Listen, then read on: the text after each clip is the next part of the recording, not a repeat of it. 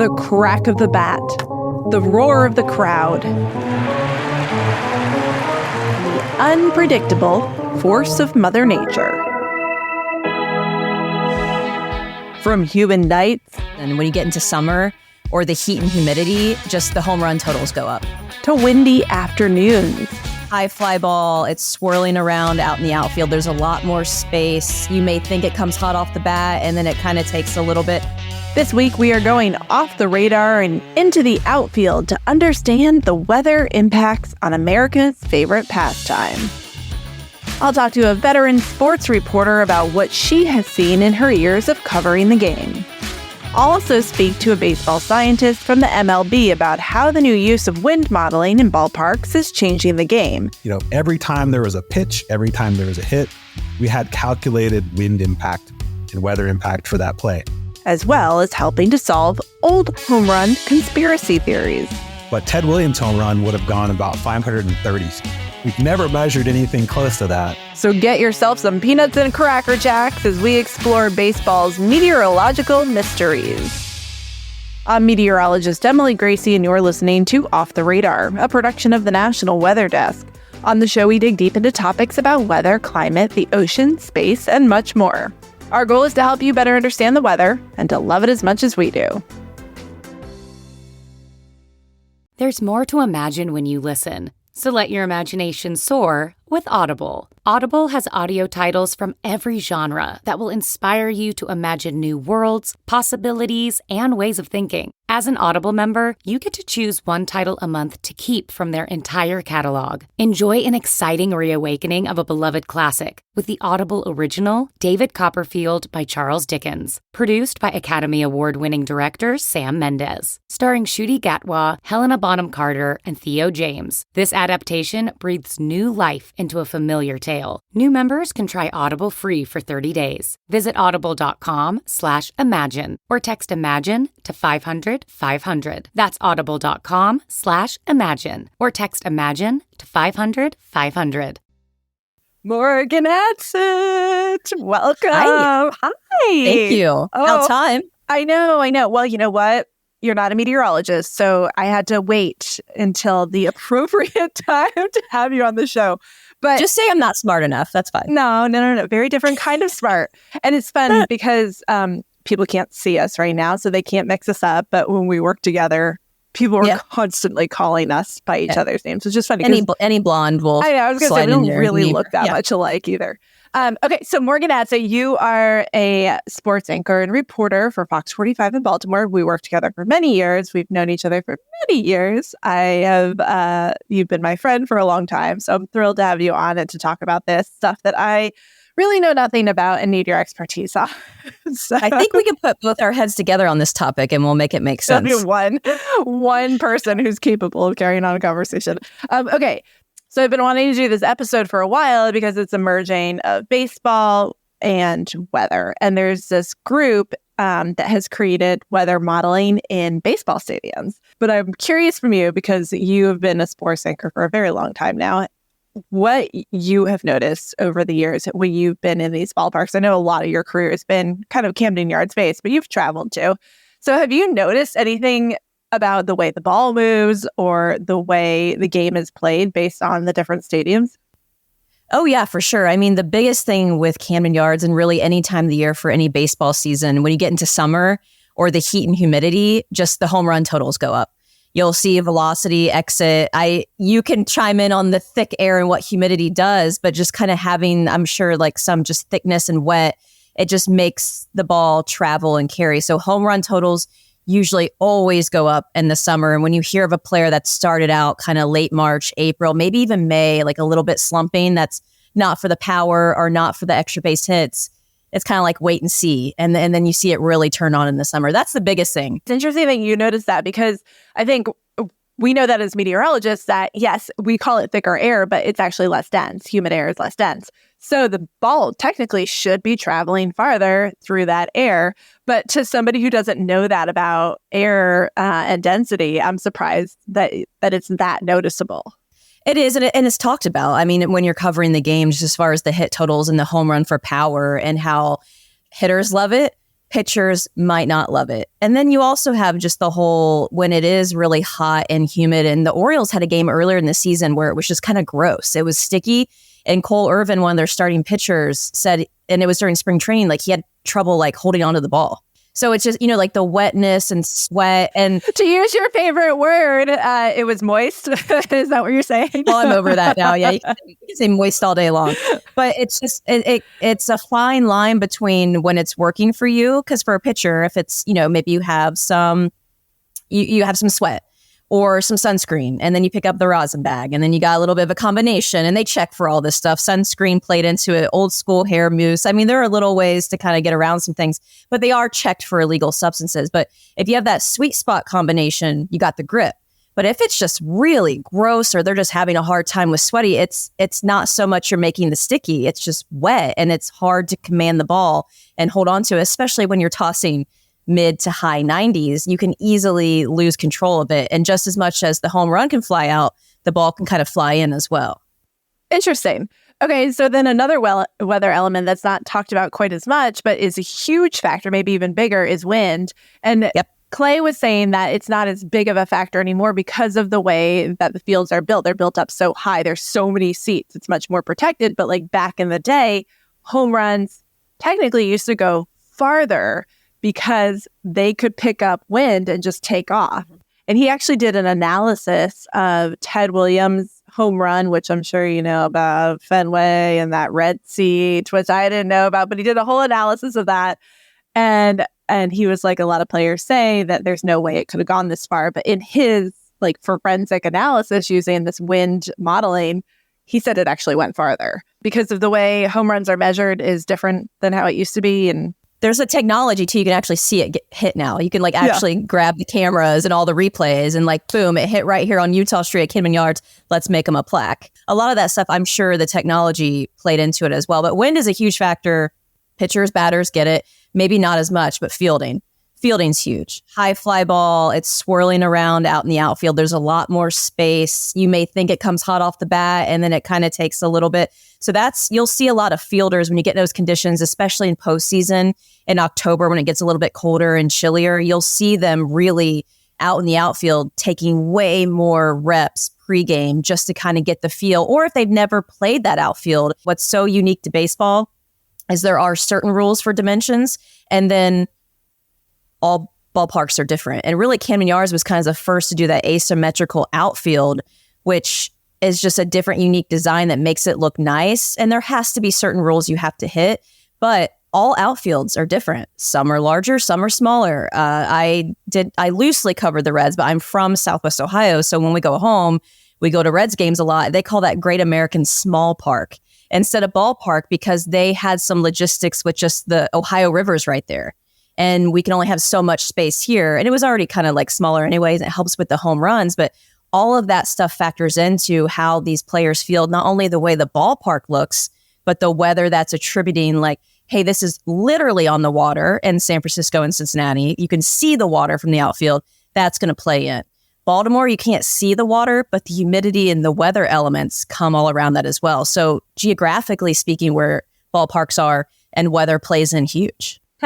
Have you seen this new, the weather applied metric system that they just started using last year? Because they said a lot of it has to do with kind of pleasing the broadcast partners and showing like what winds are doing during the game. We have not. No, we get Masson here locally and like they never pop anything up on the screen. I know they had that technology and they'll talk about it, but as far as getting my eyes and hands on it, I have not. What I really see, and I don't know if you guys dabbled in this, and weather is huge. And I'm not saying this to offend anybody, but baseball fans are sometimes baseball nerds in a good way because they know the science, they know the numbers. You'll see a lot of this play in with betting.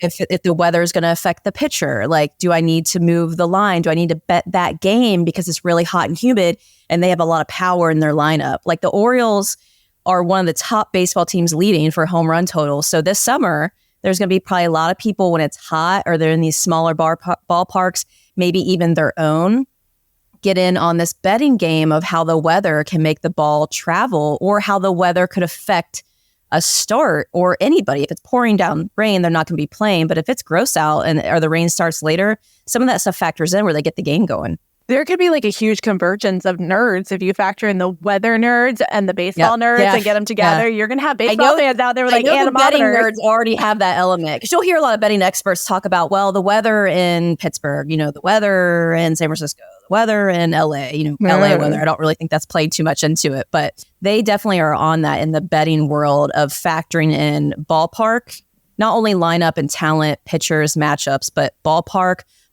design, and weather. Interesting. That's very cool. Are you going to start gambling now? I might. I'm not much of a gambler, but yeah, I might. Okay, cool. Well, so today, as I kind of talked about, Clay Nunley is technically a baseball scientist for MLB. And I kind of found him online because he was writing these articles about the stuff that we've been talking about. And it's very cool because he's been instrumental in kind of getting this weather, wind modeling into the ballparks and then understanding it and then also doing forensics on old situations to see like the Ted Williams thing, did this happen? So I'm going to talk to him today all about that. Morgan Adsit, thank you so much for your expertise today. Of course. You said a lot of stuff I didn't understand, but I know it's all very smart and very correct. So don't doubt yourself. Just remember, all ballparks are different. Some rules do apply, but sometimes you're geographically landlocked or challenged. Like the ballparks all have to face the same way because the ball has to be coming in with sunlight and where the sun is up for the majority of the games. I know day games factor in, but all that stuff's real and goes into, like, they just don't find land and plop a stadium down. I mean, there's a reason they have to be turned a certain way or look a certain way. And then all the outfields are different. Awesome. Well, thank you so much for joining me, Morgan. Thanks for having me. Good to see you. Now here's my conversation with Clay Nunley. You have the coolest job ever. I didn't even know this position existed. You are the MLB scientist. Is that correct? Yeah, I think my actual title is baseball scientist, but I'm really just a normal scientist and I work on baseball problems. So I think what that means is that I help us measure things about baseball and our environment so we can make good decisions, create good data, and get good content and engagement with fans so we could tell good stories about baseball. So were you a baseball player? Like, did you grow up playing baseball?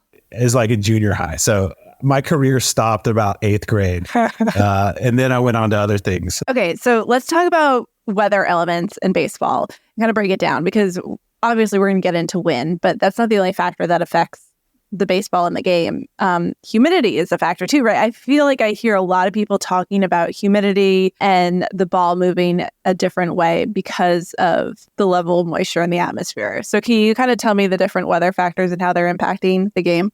Yeah, and to back off a little bit, baseball is unique among our major sports because we're played in all kinds of different facilities, all types of different venues. We've got ballparks that were built in 1912, 1914, and then built more recently. And so we'll talk more about weather and wind in a second, but baseball is also like, it kind of tells you what's going on in the atmosphere.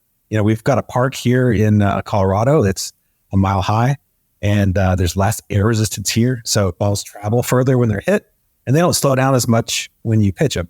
Another consequence of that is they don't move as much when you pitch in a place with low atmospheric density. One of the things MLB does, we, along with Rawlings, try to make a very uniform product. And part of that, we want the tradition of handmade baseball with traditional materials. And those are kind of hard to control. But one of the things we do is we try to keep the storage environment consistent across all parks. So we actually have humidors in all parks in Major League Baseball.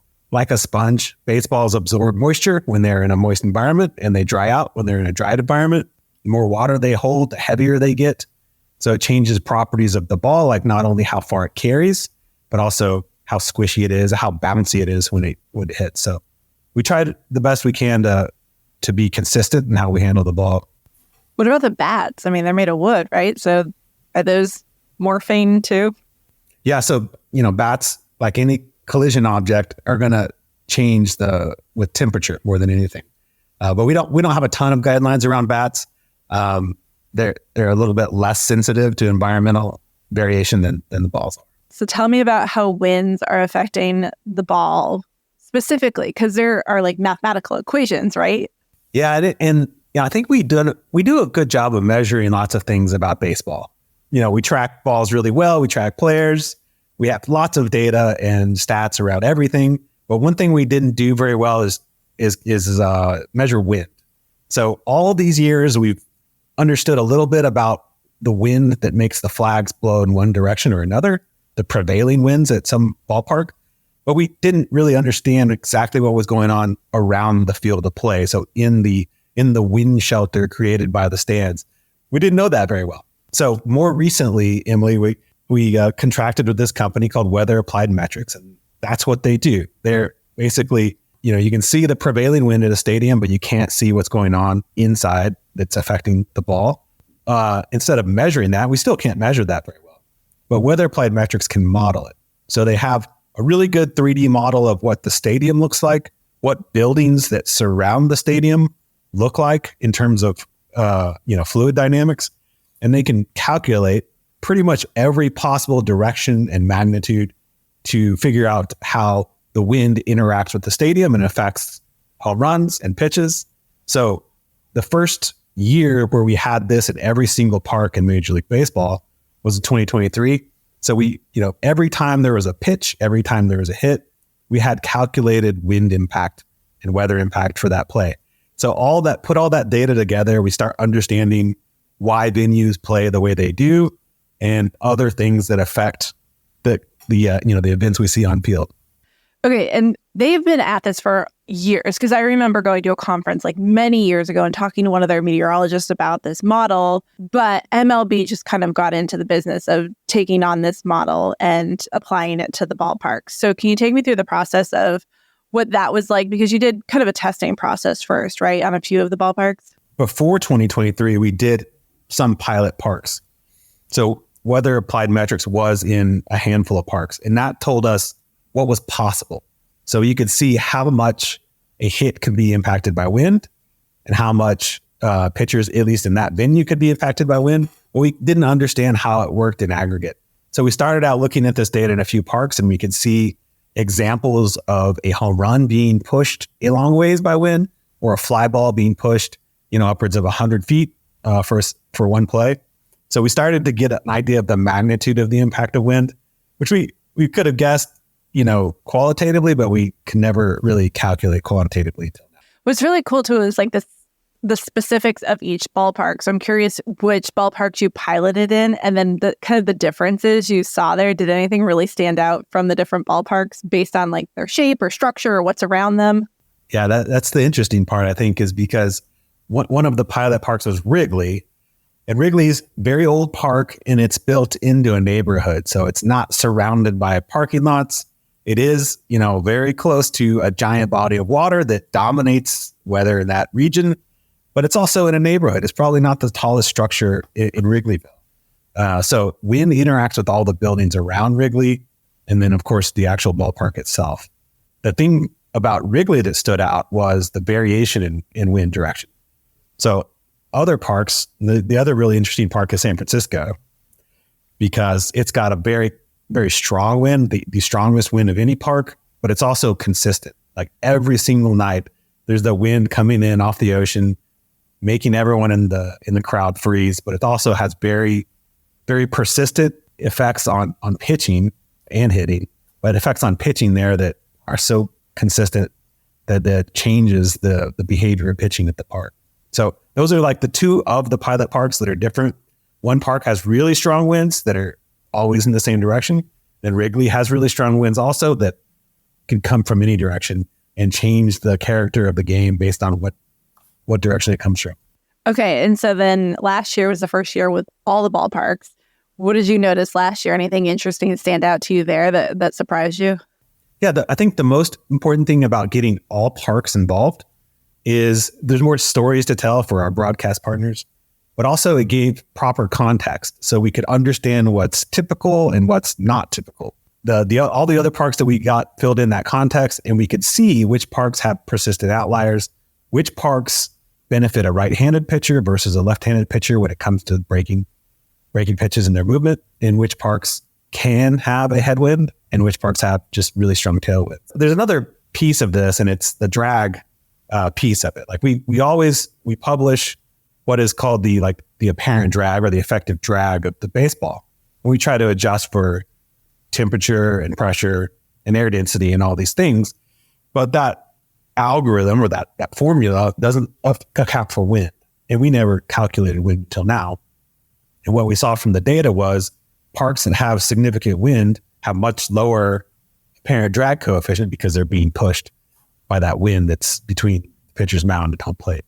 And that was something where there was some kind of suspicion of, wind does have an effect on the variation of the apparent drag, but we didn't really know how clear that correlation was. Where is this being used as far as, because it seems like it impacts everybody. It impacts, pitchers, batters, fans, coaches, umps. So I'm curious how this data is used. Is it used to forecast? Is it used in plays, or is it used kind of just in broadcasting and after the fact?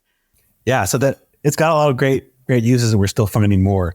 But I think it started out, baseball clubs' analytics departments are pretty famous for just trying to find every scrap of data they can to get a competitive advantage. So the more they know about wind, the more they know about what fly balls are going to do, the better they can prepare and make tactics for their defense. The other thing they do is they can better evaluate players if they understand the impact of the environment. And that goes for altitude and wind and everything. You just want to have a very consistent evaluation of talent and not attribute or detract talent from environmental conditions. As a league, we like to use it because we want to tell the story of what's going on in a particular park on a particular night. We've got very interesting plays that wind affected and pushed the ball and changed it from a home run to an out. Those are good stories. Anytime there's significant wind that impacts a play, we want to be able to visualize that, tell our fans that story. The other place that we use the data is it forecasting. For example, we basically have the model of what we think the wind is going to do. This is something Weather Applied Metrics generates. And they'll have, standard trajectories to left field, to center field, to right field, and they can tell you what the typical deflection of those hits will be days in advance. That helps all kinds of people who are interested in predicting the future, which a lot of baseball industry is interested in. Meteorologists too. Meteorologists too, yeah. It seems so local, though. I'm surprised that days in advance you can get accurate information like that on such a local level. Is it changing? Is it constantly updating, though, as the game gets closer? Yeah, and Weather Applied Metrics is great at this. They start out with, understanding what the probable prevailing conditions are going to be, and then they can derive their in-game model from that. And then as the game gets closer, they'll update it based on, better data or better forecasts. So it keeps getting updated and gets better and better up until game time. Have you heard any stories from players who have made real use of this and really improved their game based on this information? Weather Applied Metrics actually has old players as part of their team. And so that's kind of how the idea came about. Brett Jackson was a former baseball player who played in Wrigley quite a bit. And his very insightful initial thought is the ball's not obeying what the flags are telling us. It really speaks to how hard it is to play outfield in Major League Baseball. I think it's really hard to hit a Major League Baseball, but it's also hard to catch one. If you're in outfield and a ball can be pushed by wind up to 100 feet, depending on its trajectory, it's hard to become a machine and track the baseball and catch it.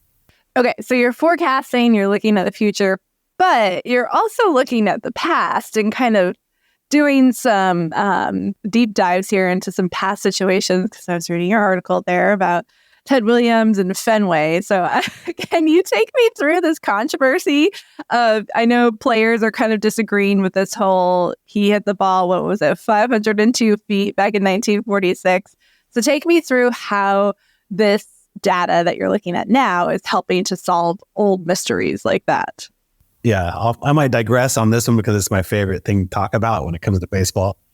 But luckily, we've got this ballpark in Boston that has persisted for over 100 years. And they have one seat in the outfield that's painted red. For anyone who's not familiar with that concept, Ted Williams in June of 1946, hit a ball that hit a fan in the head who was sitting in that seat. In this case, it was really far away from home plate. And estimates back at the time, went from like 450 to 500 feet. And no one knew if it really happened or how far it went. But more recently, we've got really good geospatial data of parks from LiDAR measurements. And we can see that seat actually is 495 feet away from home plate. And it's 30 feet off the ground. So we have a really good measurement of where that seat is. And it seemed impossible for anyone to hit a ball that far because that ball... What's like a normal, like a really good home run today? How far would it go? Yeah, like 450-foot home run is kind of a headline. It's top notch. Today. Okay. So 502 seems ridiculous. Well, we've had some 500-foot home runs. I think we've had a handful in the StatCast era when we've been tracking home runs. But Ted Williams' home run would have gone about 530 feet. And we've never measured anything close to that in the StatCast era, which is why it's controversial. But the big revelation that we got from Weather Applied Metrics and looking at historical, stadium architecture was in 1946, Fenway Park was actually much shorter. It was about 40 feet in terms of its wind barrier. And also, conveniently at that time, there was a massive storm in the Northeast that day. And winds were measured during the day over 25 miles an hour. So that still happens today, but it never happens to a park as short as Fenway was in 1946. So long story short, Ted hit a ball really hard and it got up into this unabated stream of winds going super fast almost immediately. And that wind carried it all the way to that red seat in right field. And that ball, like we say now, would have gone 530 feet. But now all parks are built up really high to accommodate lots of seats. And the bigger parks provide this big wind barrier that kind of shield all the action from wind. So now it's almost impossible to get a ball to be carried by wind that far. But it wasn't in 1946. So completely plausible. Okay. So, well, Clay, you're on your way to becoming a forensic meteorologist. Are there any other scenarios like that you want to kind of dissect and dig into? Anything else that stands out to you? There's a couple of other things that we found from last year that are like more like persistent trends. The other like conspiracy theory I like to think about is the greatest game ever pitched. And that's Kerry Wood in 1998. He struck out 20 people. And if you see the video from this game, you'll see that his movement just looks amazing. Like his pitches move like wiffle balls this whole game. He strikes out 20 Astros and it seems incredible. And the thing that made me at least start thinking about if that game was wind impacted was the fact that Wrigley is one of the only places that can have a pitcher headwind. It's relatively small and it's in a very complex and windy environment typically. So it's one of the places that we can see pitcher headwinds routinely. Usually we still see tailwinds there, but we can see them there. And that day when Kerry Wood was pitching, the prevailing conditions were right to present headwinds. Headwinds and tailwinds for pitchers. Tailwinds increase the apparent velocity of a pitch because it doesn't slow down as much. It gets to the plate faster. But headwinds will slow down a pitch, but also create more movement. So your breaking ball breaks more, your sliders break more, and your fastballs ride a little higher. So I think most pitchers would prefer more movement than speed when it comes to wind impact. But that's all to say the weather situation that day in 1998 for Kerry Wood's the greatest game ever pitched were optimal for pitcher headwinds and a little bit of amplified movement. That's not to take anything away from Kerry Wood because that game is incredible and he's an incredible pitcher, but the environment was also cooperating that day. This almost feels like now a game of stats. And it's feeling like very Moneyball to me where, with the right information, like the game could be played very, very well. Is that something you see in the future where like the weather is going to be accounted for a lot more than it currently is and really factored into decision making when it comes to the plays? I'd like to be able to say that. I really think players dominate what happens on the field. And all data can do is help prepare them for what might happen. But players and talent and their instincts and the decisions they make in split seconds is always going to be more important and more valuable. We can really exhaust and analyze every piece of available data as analysts, as club analysts, but really the players are the ones who are going to control this long term. Okay, I grew up in New England, so I grew up going to Fenway. That was kind of my home ballpark. But then as an adult, I moved to the Baltimore area. And so I spent a lot of time at Camden Yards. Is there anything you can tell me that's interesting about Camden Yards as far as wins? Yeah, I was actually looking at our LiDAR scan of Baltimore recently, and it's unique. It is well barriered by the stands, but there's also a giant warehouse out in right field that creates another barrier. I think the idea is that most outfields are more open to receive wind currents, but Baltimore is uniquely closed off because of that giant and well barriered warehouse in right field. So it's, for an outdoor park, it's kind of wind shielded more than most.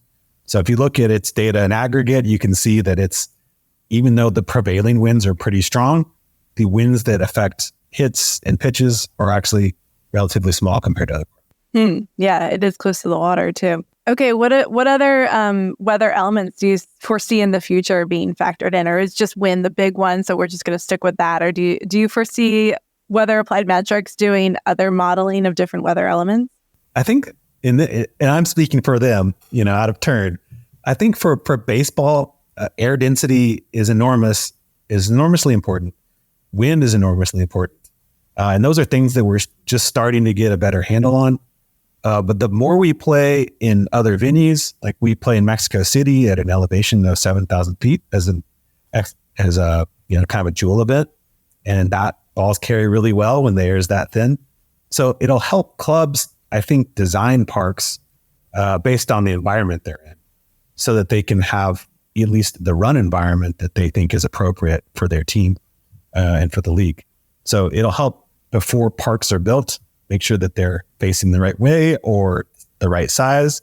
I think baseball is going to exhaust what we can do with weather.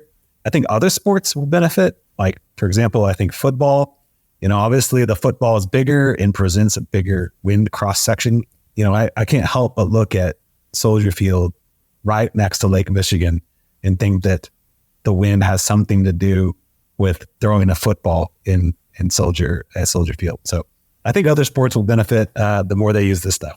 I did a podcast on golf and weather recently, and there's a lot of parallels there, just given the difference in golf courses, and then also he was saying the wind was definitely the big factor there too. Yeah, I think, and Weather Applied Metrics does do stuff for golf. Like golf, it matters a lot. The hard part about golf is being able to model trees, because they're so complex. They're not just, you can't assume that a tree is a cube. It's a little bit more complex than that. So modeling trees on golf courses, I think, is a little bit hard and a little bit, takes a little bit more computation, but it really does affect things because the balls, golf balls spin really fast, velocity is much higher. So those aerodynamic forces are coming to play quite a bit. Clay, is there anything else you want to add about your role as MLB scientist or anything about Weather Applied Metrics? Yeah, my job is great. So if you want a job like me, try to think about math and baseball, and Weather Applied Metrics is great. Like it's great. It's born out of a really pure idea, and they've got some really smart people to help execute it. So it's a good company, and I think they're going to expand into other sports and any place that benefits from understanding the impact of the environment on sport. Off the Radar is a production of the National Weather Desk. Make sure you're following the show on Apple Podcasts, Spotify, or wherever you listen to podcasts. New episodes publish every Tuesday. If you loved this episode, please share it with a friend. I'd also love you to rate and review us on Apple Podcasts and Spotify. Let me know what you think of the show. You can also give me ideas for future episodes. A huge thanks to Clay Nunley for his expertise, and to my good friend Morgan Adsit from WBFF in Baltimore for joining me at the beginning of the episode. For the National Weather Desk, I'm meteorologist Emily Gracie. Make it a great day.